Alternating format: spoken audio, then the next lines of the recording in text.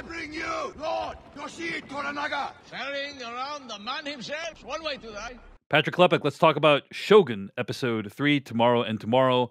We'll start with overall thoughts and then dive into a spoiler-filled recap. What'd you think of this episode, Patrick Klepek? Really enjoyed it. For what is kind of a transition episode, it feels like. There are still some great set pieces, great character moments. It's I think after how much was packed into those first 2 episodes, almost anything is going to feel like it's ratcheting back a little bit, but it really feels like it's an episode that is transitioning a lot of the pieces on the board. But so I can understand if some people feel this episode as kind of a come down from the first 2, but I still really enjoyed it. I enjoyed watching these pieces go into place, and I think there's enough going on, especially where this episode goes by the end, that I couldn't help but remain thrilled by everything that's happening so far. I thought it was solid. You know, it's interesting to hear you describe it that way. I actually think there was arguably more action in this episode than in the first 2 episodes. But honestly, that's why I didn't like it as much as the first couple episodes. Give me more scenes of guys talking in rooms, please, is what I'm looking for in this show. Give me people plotting to take out other people in rooms. That's kind of what I really, really enjoyed about the first couple episodes. Agreed. I really like the political intrigue more. You know, the action in this episode is very competent. Like, I don't think it's bad or anything, with one minor exception. But I think the political drama, the machinations, that's what I really loved about the first couple episodes. And there's a little bit of that in this one. But this is mostly one long extended set piece. So let's talk about some of the stuff that happens in this episode. Toranaga decides he needs to get out of Osaka because they're probably going to sentence him to death. So he enlists in the help of Yabushige to smuggle him out. Yabushige initially thinks Toranaga has invited him to have him killed, but instead Toranaga gives Yabushige what Yabushige wants, which is the Suruga province to expand his fief, in exchange for Yabushige transporting a bunch of people that Toranaga wants out of the area and to Ajiro. I think there was a scene in this episode where Yabushige is writing a will. I think I understood that correctly? Was that your interpretation? I think so, yeah. Yeah. Because can you imagine you're meeting your boss and you're like, I got to make sure my will's ready for your boss, you know? That would be a little stressful, a little anxiety provoking, I might imagine. But yeah. Anyway, any thoughts on any of the opening components of this episode, Patrick Klepek? It's interesting, the bit about the will, because I mean, this is not a world of computers and like you can just rip that up. Like who know? Like, oh, great, you wrote that. Like, like it doesn't matter. But I think part of what I find so fascinating about honor system, Patrick Klepek. Well, that's what I mean. That's what. But like, I mean, truly, like it's so much of the show is watching how long can cultural norms withstand like the tensions at the heart of the show. Like so much of like what you're watching are people following historical cultural norms and then just being pressed and like what forces them to try something different. And so I think it's fascinating to watch little moments like that. I enjoyed it as well, just because you're constantly reminded of this society's norms, and then part of like the thrust of what we get to watch is,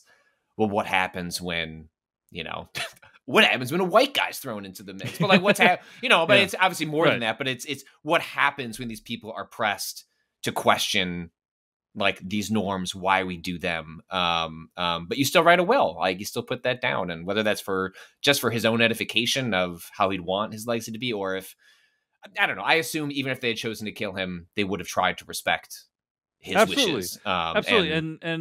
But yeah, it's just a sign that he doesn't know if Toranaga is going to be displeased, or if Toranaga might know that he's playing both sides, which he continues to be in this episode.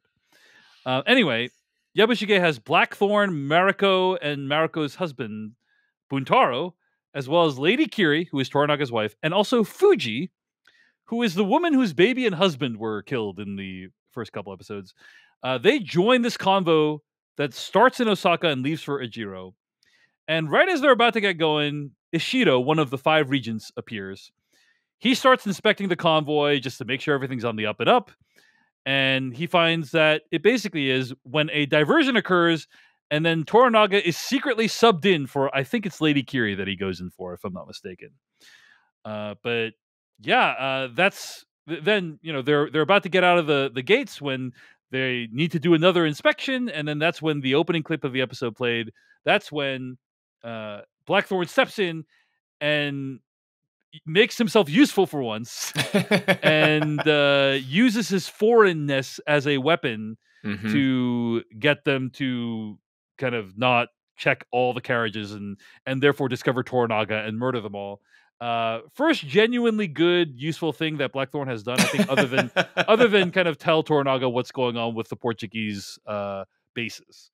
But I thought that whole scene was hilarious, and Cosmo Jarvis's performance is amazing, and I just thought a great sequence, tense sequence. It's not like super surprising how it plays out, but I still thought it was great. Any other thoughts, Patrick Klepek?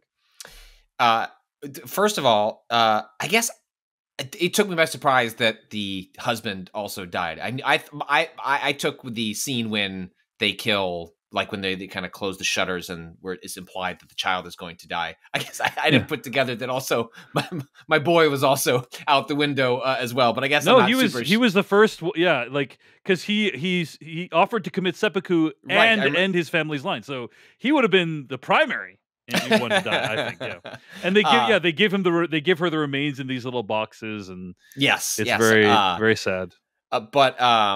Yeah, I think Cosmo Jarvis does a great job of oscillating between just this really flamboyant, unlikable jackass, and then like multiple times, like in this episode, in the first two episodes. Like you can't. Is he turning another leaf? Like, is there you get the sense that there is a broken person under there, and a lot of the what we see, a lot of the bravado is this facade to hide the fact that we don't know much about his past, his family. We learn a little bit more in this episode. We learn a little bit more in this episode, but I suspect there's a lot of tragedy there. There's a lot of sadness there. And so I think that helps explain how he moves between those two worlds with such fluidity, because I think they exist in an interesting duality. And it's that scene ends up in a place that's pretty expected. But I think, again, this is a show using language and the complexities and the confusion of language in really interesting ways. And I thought that was a great confluence of Jarvis's like great acting skills, like combined with the specific ways this show is like kind of weaponizing language, kind of both at the viewer, but then also within the show's storytelling itself. Because part of that scene is him shouting at I think it's Ishido's men in a language they don't understand, right? And that creates a variable that they're not used to dealing with. A couple of observations about Blackthorn, and then I want to also talk about the language a little bit more. I think that Blackthorn's character, what I appreciate about how this character has changed over the first 3 episodes is, I would say he now understands the balance of power. Right. And he didn't before. He's like, you must do this, you must do that. And my reaction was, you do not understand the balance of power right now. You think you have all these cards to play. You're lucky to make it out of this alive. And he didn't seem to understand that. And he finally does seem to understand the precarious situation he's in. And he's acting accordingly. And I really like that. But also, obviously, he's gaining respect for these people who he considered savages, because he has a closer look at the things that they're doing and their customs, and I think he's growing in that way as well, and so those are things that I appreciate. I am curious how white saviory this show is going to feel, not having read the novel. I think there's a real risk that it goes into white saviory tropes, but so far it has avoided those, because Blackthorn is a pawn in these characters' game thus far. And that's like 80 to 90% of his role. Right. His advantages are not, I've I have brought the secret weaponry to turn. Right. I mean, maybe maybe it might be heading that way. It might be heading that way, right? But we don't know. But it's not because he shows up around the corner and like, you know what I mean? Like it's to your point. It's a pawn. The advantages he brings are sort of like structural and contextual for like who he is and what he represents, as opposed to like someone coming to save the day. But I do share your, especially because you start to wonder, like, is this like a developing love interest that like is going on? Like, which I'm not laid it loving. on pretty thick. I don't like, I don't love that part of it. And I'm hoping a show that is seemingly this smart, if it goes in that direction, is going to do so with some complexity and you don't like it probably for the same reasons I don't like it, because it'd be very cliche to have white dude coming into this culture and then this beautiful woman falls in love with him. Yes. And, you know, like we've seen that story many times. But what I like about Shogun so far is that it seems to be kind of eschewing that, because it's spending so much time with the other Japanese characters. Like, they're given a ton of interiority. They have their own motivations. They have their own things that they want done. You know, to use an example of a white savior trope, I would say Avatar, the James Cameron movie. Like, we spend very little time with the Na'vi outside of Jake Sully's interactions with them. You know, it's kind of, you're experiencing the world of the Na'vi through Jake Sully, and that's kind of what Avatar is. Whereas this is like huge portions of the episode, they don't have Blackthorn at all.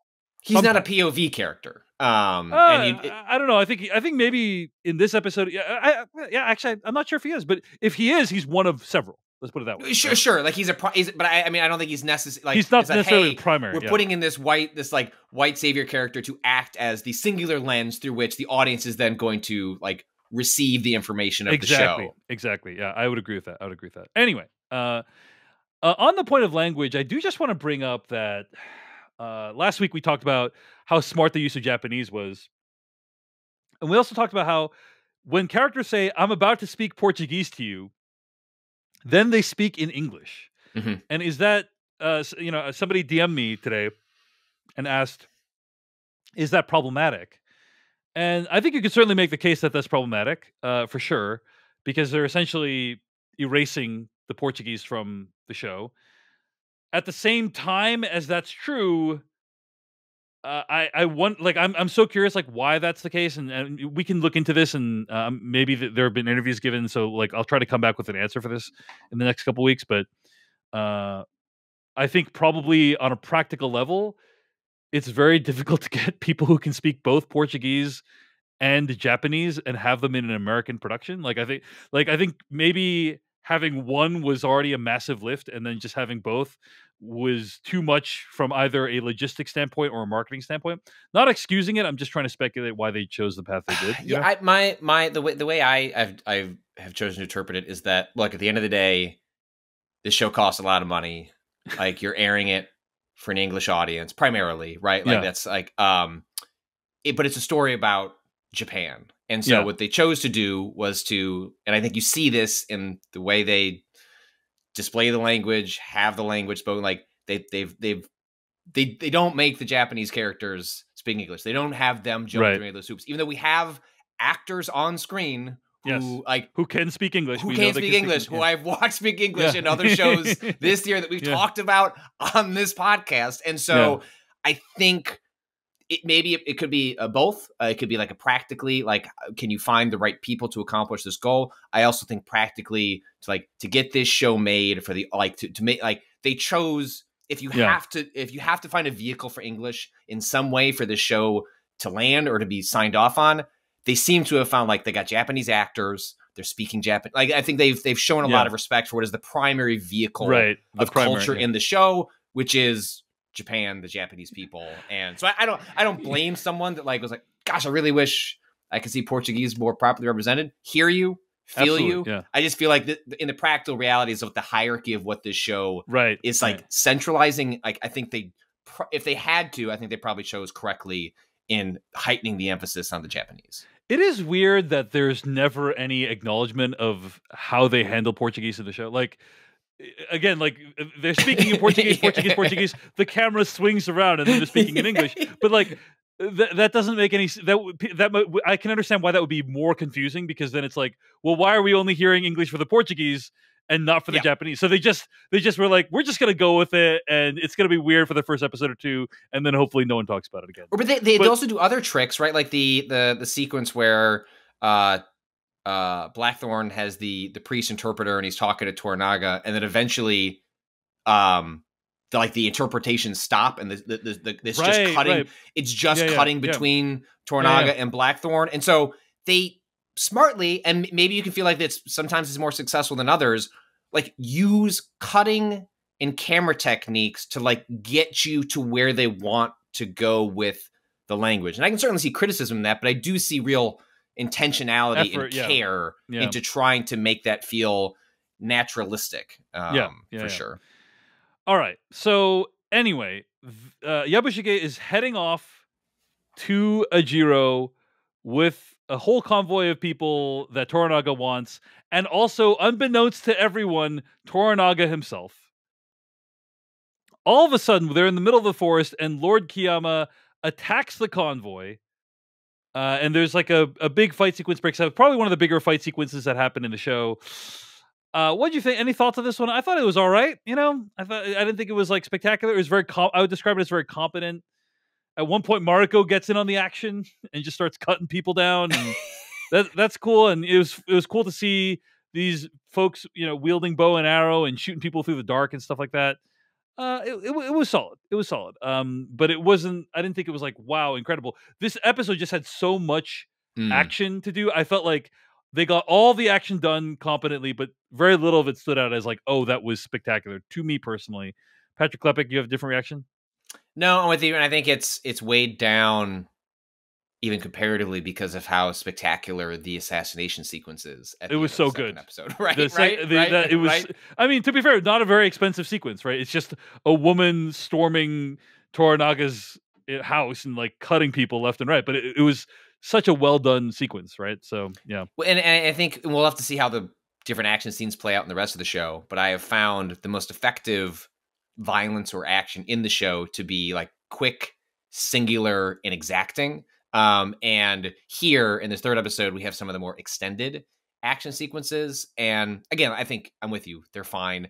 I don't know. I found like some of the melee stuff, like a little like, wow, this camera's just lingering here and we're just watching a couple of fights. Mm-hmm. You know what I mean? I don't know. I just didn't find it like real dynamic. And it's like, I think this fight scene could have been like half the length and we could have just like, moved along. Well, the thing that's weirdest is cut to the next scene and they're at the port with the boat. And I was just like, oh, so they kind of like ran out of the forest and then commercial break and then they're running through the town and it was like, wow, that was a rough transition. But anyway, Toranaga, Yabushige, Blackthorn, Mariko, they make it onto the port and onto a boat, and Ishido's men go after them, or I'm sorry, Kiyama's men go after them, I think.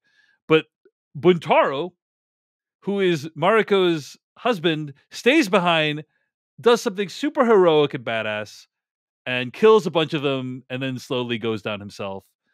Awesome scene. Buntaro, R.I.P. We hardly knew ye. I felt really bad for this character because he's clearly the undesirable man in Mariko's life, right? Like, he's not as good looking as some of the other dudes on the show. He's kind of an asshole to Mariko.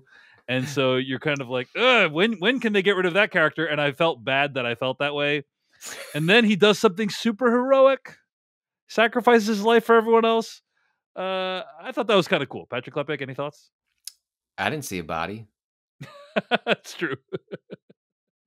I wouldn't be shocked if he ended up being kidnapped and ends up being a absolutely some sort of pawn. I should have made that clear. Well, no, I mean, the show, like through the cinematography, through the music, like it's swelling. Everyone is sad, and you're watching him go off to the right hand side, out of frame, as dozens of enemies come at him, but we don't actually see him go down. I'll buy it either way, right? I'll buy it. I'll completely buy it if we never see this character again and he's dead. I also wouldn't be shocked if he showed up as some sort of Sure, negotiating tactic. Completely fair. Point being, he sacrifices himself for the good of the crew, and that's it shows you that people aren't just one thing. You know, they're not just they're not just dicks to you over dinner necessarily. They can also be super badass and heroic sometimes. Yeah, well, right? it's really lovely where you get to see the ways that this culture shows respect to people and what might be their final moments, where they like, where who knows how these people feel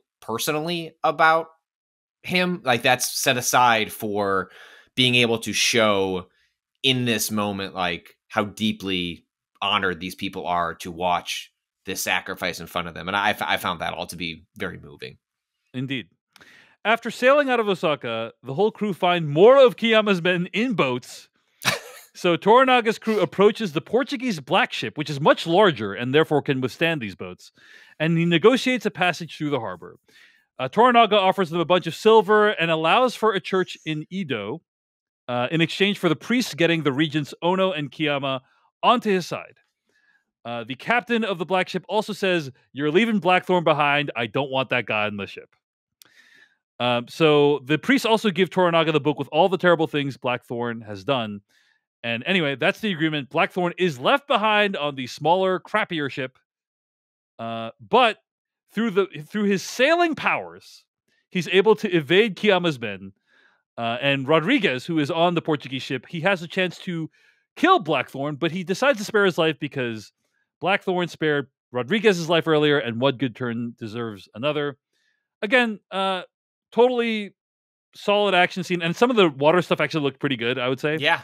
But helps when it's dark. I do appreciate that they found a little character motivation for why Rodriguez behaves the way he does, right? Like, it's just cool that, hey, already the show's setting stuff up a couple episodes ago, paying it off now. I feel like the storytellers were in good hands. Anything else about this stuff before we get to the end here? No. I thought that was, I thought it was like a fun sequence. I thought to some degree I couldn't really. It was hard to tell what exactly Blackthorn was trying to pull off. Like, I was like, they're real close. What's he trying to? I don't know. Like, some of the setup of the visuals didn't wholly work for me in terms of understanding the geography until the rock showed up, and then I had a good sense of what we were trying to accomplish. Yeah. But I thought it was, I think much like the rest of the action, it was fine. Excuse me, Patrick, did you not hear me when I said he's using the power of sailing? Anyway, I saw him kick his feet real hard. We get a scene with the regents arguing, and this is like so awkward, right, Patrick Klepek? Don't you hate it when you're like, I want to kill this guy, and then your other coworkers are like, no, let's do this other thing let's kill this other guy first, then we can kill your guy. But then they end up not killing the guy first, and basically they end up killing neither guy. As a result classic podcasting setup. It's just such a. I hate it when that happens, and so everyone's pissed because it's like neither of them got to kill the guy they wanted to kill. Huge bummer. And Hiromatsu, Toranaga's friend, shows up with a message that Toranaga has resigned from the council, and then Ishido's like, "Well, fine, we can vote 4-0," and decide to kill Toranaga that way. And then he's like, I think you got to check the bylaws. You cannot vote unless you have 5 regents," which is a genius move. Did anyone else? Was everyone else? Was he just hoping no one else had read the bylaws? Like, I don't think these other regents. You know what I mean? Like, I am shocked at Ishido's lack of bylaws knowledge. Put it that way. But yeah, now and it's like, okay, well, they can probably get someone to be the 5th regent. But that would mean giving a lot of power to some other person that they don't know right now. And so it puts them in a very uncomfortable situation. Well done, Hiromatsu, and also Toranaga. Well played. Game recognized game. The episode ends with Toranaga taking his galley, his ship, to Edo, and instructing his son to stay with Yabushige to train a new regiment. So I'm very curious how the Toranaga's son plus Yabushige dynamic is going to work out. Toranaga presents Blackthorn with proof of his own piracy, but implies that he's willing to overlook his terrible history in exchange for his help. And Blackthorn is giving a new name, Hatamoto, which is a great honor to be given a name in this society. Toranaga also asks Blackthorn to teach him how to dive. Now, I want to hear your thoughts on this diving scene, Patrick Klepek, but I do just also want to mention that one other component about the Blackthorn storyline is that this whole situation gives him a chance to have a new start. And I think we see that with there's all these symbolic things about having a new start. Here's a book. It's going to probably vanish and no one will ever see it again. Here's a new name. Like, you have a new kind of identity, and it's a chance to reinvent himself. And that's exciting, especially given that Blackthorn seemed like a raging asshole that was also a bad person that had done horrible things in the past. But Patrick Klepek, this diving scene was something that you really appreciated. Tell us why.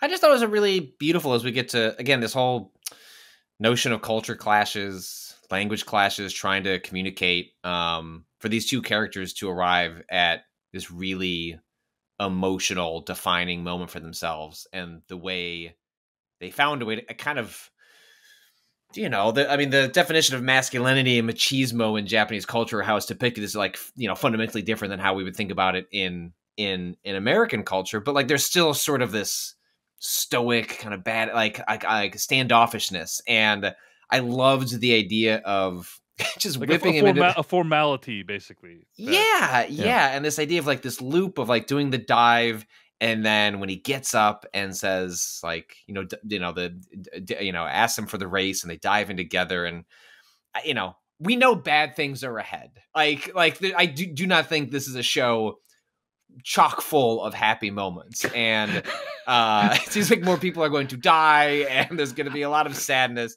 ahead as this conflict plays out. How dare you assume, Patrick Klepek? Maybe the show could be like The Curse and surprise you. Who knows?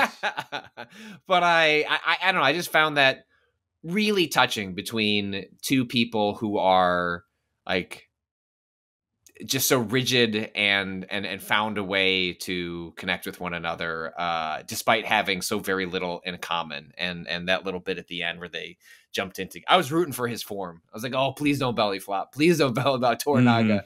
But of course he nailed it. And I just found that to be a really nice, I think that brings these first 3 episodes to a really nice it's like it feels like if the show ended here, that would have been awesome. But it's not gonna. It feels like the first arc of the show has come to a conclusion, and I couldn't really tell you what's gonna happen next. Like, it feels like it has put a period on, this is where we're at with these characters and these plot lines, and your guess is as good as mine on where the pieces pick up next week. Hey everyone, David Chen here. Thank you so much for watching that video from Decoding TV. If you want to get an audio version of the show, all you got to do is go to podcast.decodingtv.com. And if you want to support what we do, get ad-free episodes of the podcast and also bonus episodes of the podcast, go to decodingtv.com and become a paid member. Of course, you can also like and subscribe for more. We appreciate it. Thanks. See you later.